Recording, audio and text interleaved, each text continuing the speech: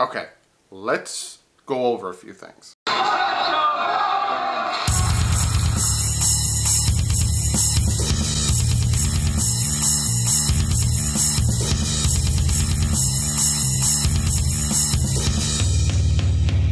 What's up, Fin fans? So yesterday's video was a video. Yeah, so let's start. I'm going to start this video. Essentially, if you look at the title, I'm going to talk about how we can make this team better for the rest of the season and what the Dolphins need to do to not keep losing. It felt good to go 3-0 and then we lose 2 in a row and now all of a sudden the world is imploding, but there's a reason why the world's imploding. But before I get to that stuff, yesterday I made a video and I was talking about how the Dolphins lost because of the flag that the ref threw. That was a BS flag because it was targeting the head and neck area, and Rashad Jones and TJ McDonald obviously shouldered the tight end, I think he was, in the back, like by his shoulder blades he hit him. But then, you gotta understand something, when I was watching the game, I was in a bar. I didn't have the sound on, so I was just going off of that.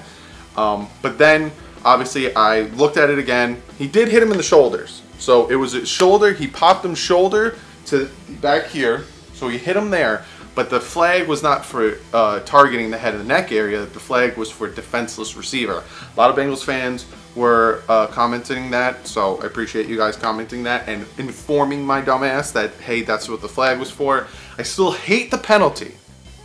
I'm not going to back down on that. Did it cost the Dolphins the game? Kind of. But it wasn't a bad flag. And this is why I say it wasn't a bad flag. Because it is in the rules. So the ref didn't throw the flag for something he saw that wasn't in the rules. He threw the flag for a legit penalty. There's that, right? I hate the rule though, because essentially, and TJ McDonald has been talked about how the penalty is a BS penalty because of the fact that you need to now let the receiver catch the ball and then hit him. So it's like, let him make the catch. Either smack the ball away and pray to God you don't get a pass interference, or let him make the catch and then hit him, which I don't like it. But you know, the NFL now is you know, going towards all the offense with the quarterback sacks and with all that stuff, and they don't care about the chop blocks on the legs of the defensive ends, and you know, so that's that. So let's clear that up to all the Bengals fans. You guys are right. I was wrong. Like I said, I will always come on here and say when I'm right and wrong, and I was wrong. That video yesterday was 90% me being pissed off that the Dolphins blew a 17-point lead. So I was very, very mad. But then let's talk, I want to break down the game a little bit more for you guys, just because of, now that I'm thinking about it more, I want to reiterate and clarify some of the things I was saying yesterday. So essentially I said that that's the reason the Dolphins lost. I feel like that's when it started going into the shitter, because we gave up that penalty, gave him the ball back, and of course Dalton becomes a magician and throws that touchdown pass where Kiko was standing there with his thumb up his ass. I'm not saying Kiko's bad. Kiko's probably the best linebacker we have on the team. He's one of the best defensive players we have on the team, but he let the touchdown happen. So that is where it started going downhill there. And then all of a sudden I found out that Tunsil was out with a concussion. He's now in concussion protocol. And then they put Sam Young at left tackle, and that's where it really went down the shitter, because now we our offensive line is literally all backups except for the right guard and the right tackle. And that's a no-go, because before that even happened, Geno Atkins was just shitting on us. And then you have Ryan Tannehill just not taking the sack and not using his brain to just conserve the ball. Like, don't try to throw it. You have a bunch of dudes around you. Don't try to throw the ball. Just take the sack, my dude. Punt the ball. The Dolphins defense was playing great all game. Just let them keep doing what they're doing.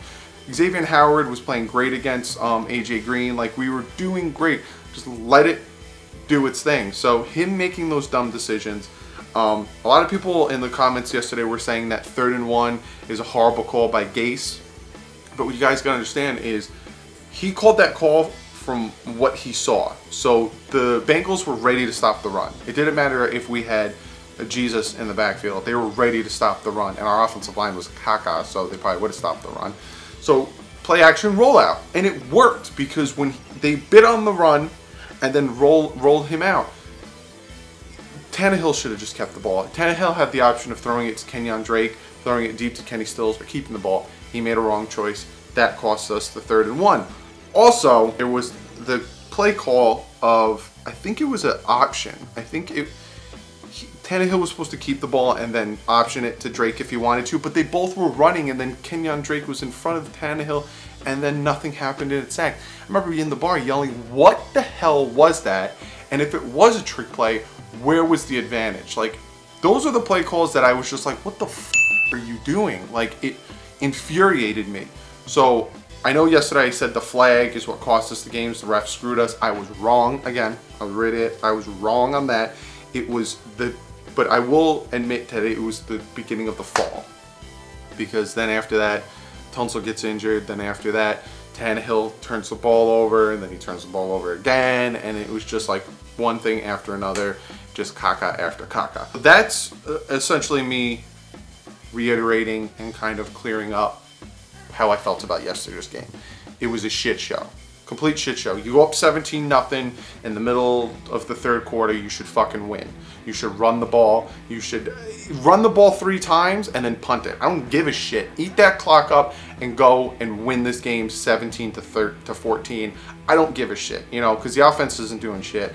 So, and then it just predicated on a lot of flags and then bad decisions on Tannehill and some bad decisions on Gase. So you guys obviously clicked on this video because you want to see how I would personally make the Dolphins better and what I'm thinking the Dolphins should do. Now, I still don't think the season's over, guys. Last season, we were going into that Patriots Monday night game with a chance to still make the playoffs, and our team was worse. We had Jay Cutler as quarterback, and I know some of you guys are like, hey, Jay Cutler. Shut your mouth. Don't even say what you're going to say. So I still think that the season's not over. I still think that we can turn this thing around. Wake is going to come back. Branch is going to come back. McCain's going to come back. Derby's going to come back. You know, Tunsil will come back. Like, all of these injured dudes are starting to come back. And they're going to come back at the point. That 3-0 cushion was huge for the Dolphins to start 3-0. Because we knew for a fact, if you watched my predictions, I did it twice. I picked us going 3-0, and then I had us losing to the Patriots and then possibly to the Bengals. The Bengals game I was iffy, but I had us going 3-2. Season's not over, guys. So this is what I've come up with on how to save the season, or how to not let these injuries kill us. First thing is, there's been talks about trading Devante Parker. I got this tweet here from Barry Jackson. He retweeted Michael Lombardi, and Michael Lombardi said, Devante Parker has been injury plagued over his career in Miami, and he might be the next player sent packing by head coach Adam Gase. The Dolphins have talked to several teams about trading Parker, as they have been frustrated with him via the Athletic, not Atlantic. So there's that, but then there's also this from Adam Beasley saying, league sources tell me the Dolphins are not trying to trade Devante Parker. I would trade Devante Parker. As much as it sounds stupid to me in my brain, because Devante Parker is the only receiver we have right now that can break press coverage, we need offensive line help. So I would trade him and try to get a guard or a center. That's what I would do right now. I would trade Devante Parker and try to pick up a starting caliber. You're not going to get a starter, but I want a starting caliber center or guard, because we need to shore up this offensive line. Because a lot of guys are saying, I'm done with this dink and dunk pass bullshit. I want to throw it down the field or run the ball. You guys got to understand something. I was watching the game yesterday. Tannehill dropped back to throw the ball, and Geno Atkins was kissing him in the face. He has no time to throw it deep. And when he had the chance to throw it deep and Kenny Stills was open, he got hit and it floundered. You got to shore up the offensive line so we can throw deep down the field. That's why the first 3 weeks of the season, he was making those long touchdown passes, because he had time to throw the ball. So I would trade Devante Parker, but it might not happen just because we need his type of receiver in our receiving core.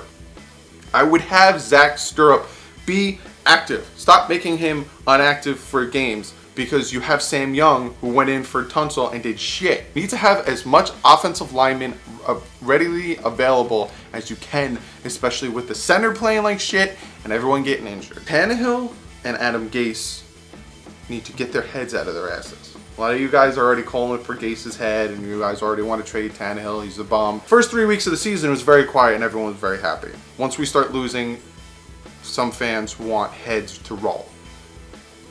You gotta let it play out. You're not gonna go 16-0. It just is what it is. You gotta let it play out. But Tannehill and Adam Gase need to make better decisions. From Adam Gase's standpoint, he needs to feed to Tannehill's strengths. Tannehill is amazing throwing on the run. Tannehill is very good at the read option. So what you need to start doing is, if you know this offensive line is shit, you know Tannehill can't get 3 seconds to throw a deep pass, roll him out. Roll him out, have him look down the field, have 4 wide receivers out doing their thing. Read option. If you do read option enough, all of a sudden the defense is now going to have to be aware of Tannehill, and then they won't bite on the running back coming in, and then we can get rushing yards, which then also can predicate to the Dolphins running the ball more. Because I know everyone wants the Dolphins to run the ball more. You got to run the ball more. You got to run the. Why isn't Drake being featured? Gase doesn't know what he's doing. Drake's not being featured. This is stupid. Da da da. You got to understand something. With this offensive line, we can't run for shit. The center and guard and the interior of this offensive line is garbage. So when Kenyon Drake gets wrapped up, he's done. You saw it yesterday in the game. There's a few times he was tap dancing in the backfield trying to find that hole. Versus Frank Gore, who once that ball's in his hand, he's going straight. I saw a couple plays yesterday where he ran people over and gained an extra 5 or 6 yards. This is why he was getting more carries yesterday versus Kenyon Drake. And this is why Kenyon Drake's touchdown was a pass versus Frank Gore constantly running it. They're using Kenyon Drake in different ways, but with the offensive line we have, they needed Frank Gore's style of running where he's just going to run people over. The other thing the Dolphins need to do, and this is very hard, but it will happen, is they need to get healthy. The Dolphins are going to get healthy.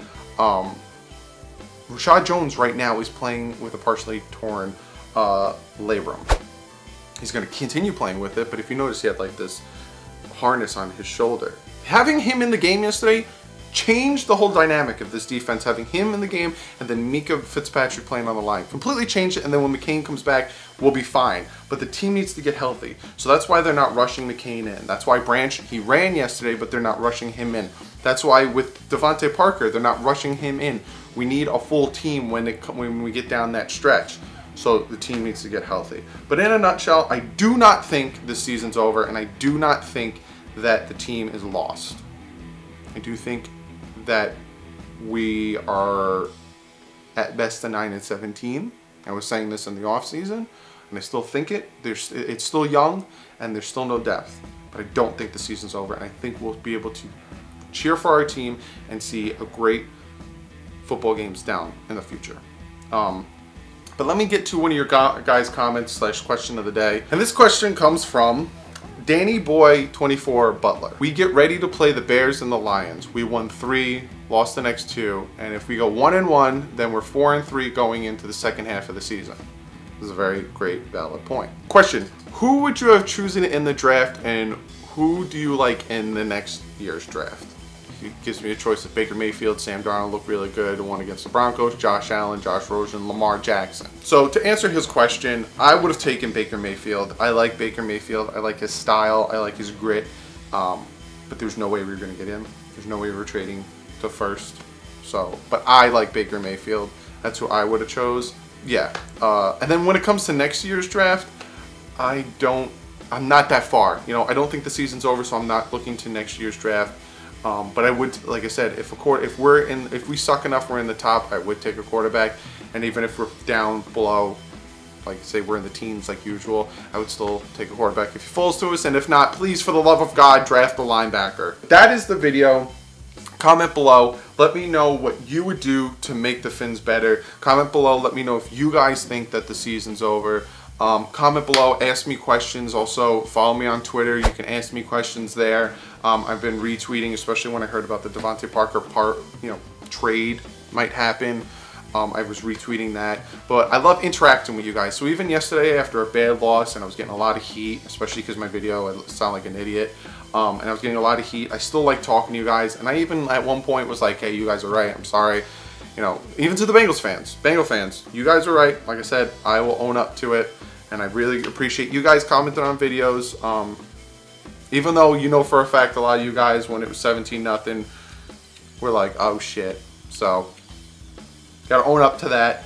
Follow my second channel, The Bit Boys. We're going to be playing Mega Man 11. Just came out. If you're a video gamer and you like video games, do check that out. We play video games every Thursday, Friday, Saturday, and Sunday. So be sure to check that out. There is a blog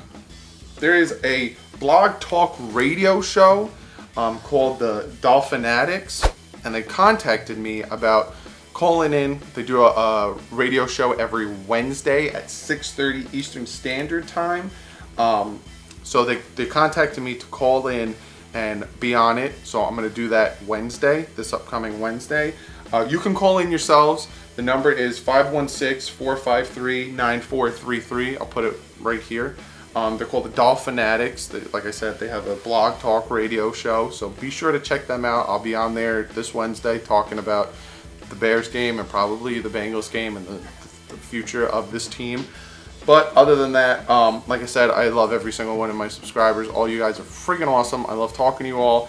I will see you guys on Wednesday with my dad. We're doing our picks. This week we did horrible with our picks. I already know it.